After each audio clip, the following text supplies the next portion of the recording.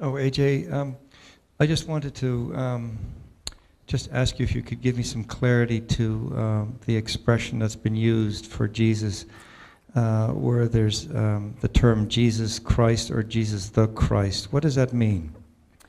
All it means is there was a time in my life when I changed in the way of the structure of my soul. And every one of you can go through the same process. And what happened was, the time of the change was when I was in my early 30s. I was 31 years of age in the first century. I went into this state of at-one-ment with God that I've been describing to you. And the state of at-one-ment with God is the first time you get what I would call Christed.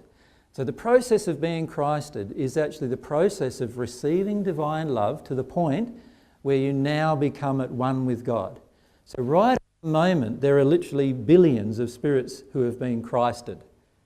Now, I'm often called Jesus the Christ because I was the first person to receive that blessing, if you like, that process of becoming at one with God. But I'm certainly never going to be the last Christ in that regard, the person who's Christed last. Because the process of being Christed can happen to every single individual on the planet and in the spirit world. It's actually the gift that God has given the entire human race. So if you can think of Christ as the process of receiving divine love to the point of at-one-ment with God.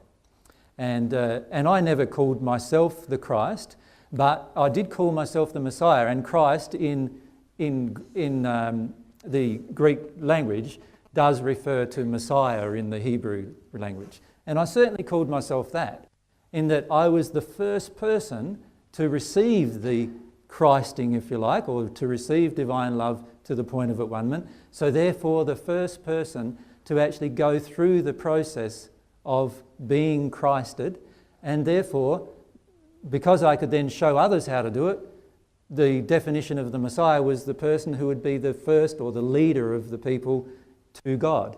And because I was the first, I naturally became that person. But only through my desire.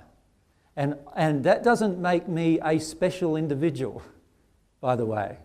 What it makes me is only the first of many special individuals. That's all. Just like the first person who created the aeroplane didn't create the best aeroplane, right? They were very instrumental in everyone else creating an aeroplane, but they were special or unique in that place, that they were the first, but they weren't the only person. And it's very important that this incorrect thing that most of Christianity has is dispelled.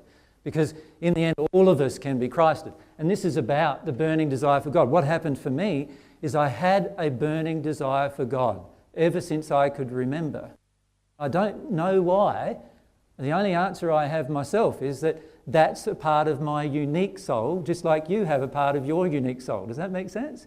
And every one of you have some kind of unique thing that I don't have too, by the way, that you won't know why you've got it either, aside from the fact that God created that and placed that in you. And so God created this and placed that in our soul, myself and Mary's soul, this unique thing of desire, burning desire for God first, more than anything else. That unique thing was a part of our soul. And because that was a part of our soul, we became the first person to experience the at-one-ment with God, and therefore the first person to be Christed, but not the only one. Yeah. So it's very important to not see it as a special person choice.